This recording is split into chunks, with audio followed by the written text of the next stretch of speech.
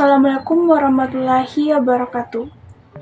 Perkenalkan, nama saya Atika Fitria dari Prodi Hukum Ekonomi Syariah 2 semester 2. Kali ini saya akan menjelaskan mengenai materi yaitu metode berbicara.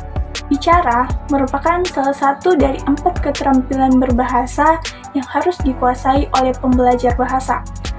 Salah satu dari keempat keterampilan berbahasa yang relatif sulit adalah berbicara di depan umum. Sebab, untuk menguasai keterampilan tersebut, dituntut berbagai kemampuan, antara lain bertanya, menjawab pertanyaan, mendeskripsikan, mengungkapkan ide atau gagasan, serta menceritakan kembali peristiwa yang telah terjadi. Dalam pembelajaran bahasa Indonesia, keterampilan berbicara perlu mendapatkan perhatian agar siswa mampu berkomunikasi dengan baik dan benar. Seseorang dapat memilih kalimat yang tepat untuk disampaikan ketika berinteraksi dengan lawan berbicara.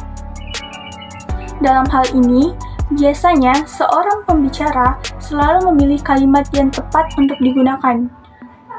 Demikian juga siswa pembelajar perlu memiliki terampil berbahasa, sebab bahasa merupakan media siswa yang sangat penting dalam memperoleh kesuksesan dalam peningkatan kualitas pembelajaran siswa itu sendiri. Sering terjadi juga ketika guru menyampaikan pertanyaan, hanya sebagian siswa yang menjawab. Hal ini dikarenakan keterampilan berbicara siswa dari segi kebahasaan dan non-kebahasaan masih sangat rendah. Sebagai contoh, ketika berbicara masih banyak siswa yang kurang memperhatikan ketepatan gaya bahasa. Hal ini disebabkan oleh perbendaharaan kata yang dimiliki siswa masih sangat rendah. Oke, kita masuk dalam tujuan berbicara. Setiap kegiatan berbicara yang dilakukan manusia selalu mempunyai maksud dan tujuan. Tujuan utama dari berbicara adalah untuk berkomunikasi. Agar dapat menyampaikan pikiran secara efektif, sebaiknya pembicara betul-betul memahami makna segala sesuatu yang ingin disampaikan. Pembicara harus mengevaluasi efek komunikasinya terhadap para pendengarnya. Jadi, bukan hanya apa yang dibicarakan, tetapi bagaimana cara si pembicara mengemukakannya. Untuk dapat menjadi pembicara yang baik, seorang pembicara selain harus memberikan kesan bahwa ia menguasai masalah yang dibicarakan, si pembicara juga harus memperlihatkan keberanian dan kegairahan. Selain itu, pembicara harus berbicara secara jelas dan tepat. Tujuan umum berbicara menurut Siti Fatona itu terdapat 3 golongan, yaitu yang pertama, memberitahukan atau melaporkan. Berbicara untuk tujuan memberitahukan dan melaporkan dilaksanakan bila pembicara memberitahukan atau menginformasikan suatu pesan kepada pendengar, agar pendengar mengerti dan memperluas pemahaman tentang suatu pesan tersebut. Contohnya seperti seorang guru yang sedang mengajar memberikan ilmu kepada siswanya. Dapat digolongkan ke dalam berbicara untuk memberitahukan karena tujuannya adalah untuk menanamkan ilmu pengetahuan kepada siswa. Reaksi yang diinginkan adalah agar pendengar mendapat pengertian yang tepat, menambah pengetahuan tentang hal-hal yang belum diketahuinya. Yang kedua adalah menghibur. Berbicara untuk menghibur seperti pembicara menarik perhatian pendengar dengan berbagai cara seperti humor, spontanitas, menggairahkan, kisah-kisah jenaka, petualangan, dan sebagainya untuk menimbulkan suasana gembira pada pendengarnya. Yang ketiga itu adalah meyakinkan. Berbicara untuk memberi kesan yakin terhadap lawan bicara. Bila pembicara berusaha untuk mempengaruhi keyakinan atau sikap mental para pendengar, maka penyajian ini bertujuan untuk meyakinkan. Alat yang pokok dalam penyajian semacam ini adalah argumentasi. Kita masuk metode dalam berbicara. Nah, yang pertama itu adalah metode ekstemporan. Nah, metode ekstemporan adalah cara berpidato tanpa menggunakan teks yang utuh. Hal ini biasanya dilakukan dengan cara mencatat poin-poin pentingnya saja saat berbicara atau berpidato. Kita akan mengembangkan poin-poin yang dicatat itu atau garis-garis besar dengan kemampuan wawasan yang dimiliki pembicara. Pindah ke metode berbicara yang kedua, yaitu metode impromptu. Nah, metode impromptu adalah cara menyampaikan pidato yang dilakukan secara spontan dan tiba-tiba. Nah, penyampaian pidato ini tanpa persiapan naskah, catatan kecil, atau menghafal sebelumnya. Dengan kata lain, langsung berbicara sesuai apa yang ia tahu dan terlintas di pikirannya. Dalam berbicara, kita juga harus mengetahui faktor-faktor dari penunjang kegiatan berbicara kita. Nah, menurut Siti Fatona, faktor penunjang pada kegiatan berbicara itu ada dua macam, yaitu yang pertama, faktor kebahasaan dan faktor non-kebahasaan. Faktor kebahasaan itu meliputi yang pertama itu adalah ketepatan ucapan. Nah, seorang pembicara harus membiasakan diri mengucapkan bunyi-bunyi bahasa secara tepat. Pengucapan bunyi-bunyi bahasa yang tidak tepat akan menimbulkan kebosanan, kurang menyenangkan, kurang menarik, atau sedikitnya dapat mengalihkan perhatian pendengar. Nah, yang kedua adalah penempatan tekanan, nada, durasi, dan intonasi yang sesuai. Kesesuaian penempatan tekanan, nada, durasi, dan intonasi merupakan daya tarik tersendiri dalam berbicara, bahkan kadang-kadang menjadi faktor penentu keberhasilan penyajian lisan. Walaupun masalah yang dibicarakan kurang menarik, namun pembicara pandai menempatkan tekanan, nada, durasi, dan intonasi bicaranya, maka penampilan dan masalahnya menjadi menarik. Sebaliknya, meskipun masalahnya aktual tetapi kalau penyajiannya datar-datar saja, tidak ada variasi suara, irama, nada, dan sebagainya, maka menimbulkan kebosanan pada pendengar dan keefektifan berbicara tentu sangat berkurang. Nah, selanjutnya adalah pilihan kata atau diksi. Pilihan kata hendaknya tepat, sesuai, jelas, dan bervariasi.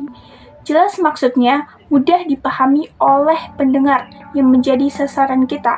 Pendengar akan lebih tertarik minatnya dan mudah memahami makna kata apabila kata-kata yang didengarnya adalah kata-kata yang biasa dan sudah dikenal. Kata-kata asing yang belum dikenal memang akan membangkitkan rasa ingin tahu, namun itu akan menghambat kelancaran komunikasi.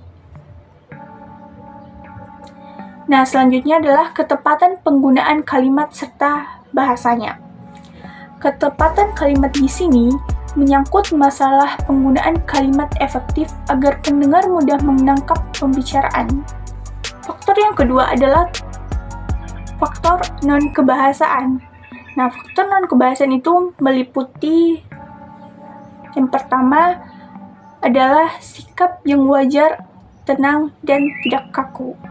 Sikap ini penting sekali untuk membangun kesan pertama bagi penampilan berbicara. Dan kesan pertama yang menarik ini sangat diperlukan untuk menjamin adanya kesinambungan perhatian dari pendengar. Sikap ini banyak ditentukan oleh situasi, tempat, dan penguasaan materi. Untuk itu diperlukan latihan karena sikap ini merupakan modal utama dan kalau sudah biasa maka perasaan gugup akan hilang dan akan timbul sikap tenang dan wajar. Yang kedua adalah pandangan harus diarahkan ke lawan bicara. Komunikasi mata selama pembicaraan berlangsung sangat perlu agar antara pembicara dan pendengar ada kontak. Pendengar merasa diperhatikan dan pembicara juga tahu efek komunikasinya. Pandangan yang hanya tertuju pada satu arah saja tidak akan menarik dan cenderung menimbulkan sikap yang kurang baik, misalnya menertawakan, meremehkan, dan sebagainya. Pandangan mata yang baik adalah pandangan yang menyeluruh ke semua pendengar, sehingga mereka merasa diajak berkomunikasi. Nah, yang ketiga adalah kesediaan menghargai orang lain. Dalam penyajian lisan sering terjadi tanya jawab, sanggahan, kritikan, dan sebagainya. Sebagai seorang pembicara, hendaknya memiliki sikap terbuka, artinya dapat menerima pendapat orang lain, bersedia menerima kritikan sepanjang pendapat atau kritikan tersebut bersifat membangun dan mempunyai argumen yang kuat. Kalau terpaksa ada perbedaan pendapat, sebaiknya disampaikan dengan sopan dan rendah hati, jangan sampai menyinggung perasaan orang lain. Yang keempat adalah gerak-gerik dan ekspresi wajah.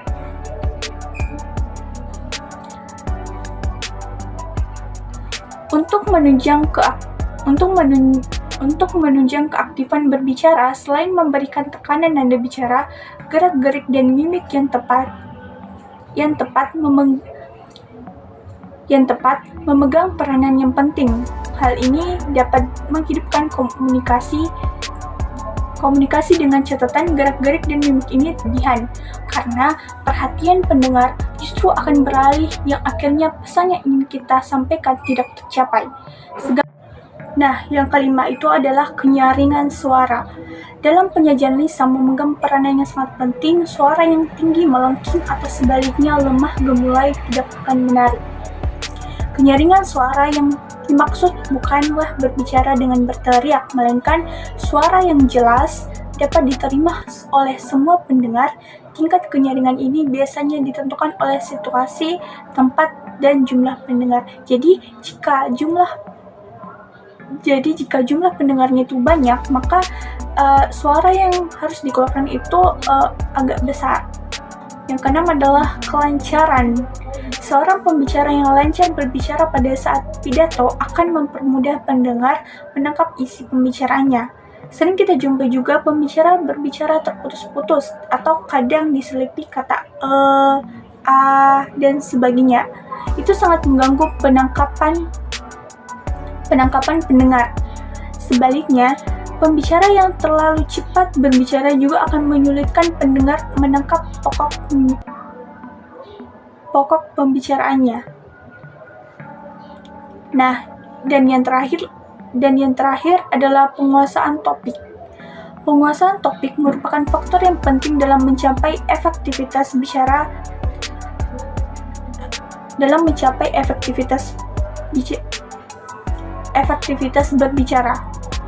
Tanpa penguasaan topik yang baik, penyajian lisan tidak akan berjalan dengan efektif. Pembicara tidak akan lancar berbicara. Untuk itu perlu persiapan. Dengan persiapan yang matang, maka topik yang dipilih betul-betul dikuasai, dan dengan penguasaan topik yang baik akan menumbuhkan keberanian dan rasa percaya diri. Berdasarkan uraian di atas, maka dapat disimpulkan bahwa faktor-faktor yang mempengaruhi kegiatan berbicara adalah faktor urutan kebahasaan atau linguistik dan faktor non-kebahasaan atau non-linguistik. Baik, mungkin itu saja yang dapat saya jelaskan. Lebih dan kurangnya mohon dimaafkan. Wassalamualaikum warahmatullahi wabarakatuh.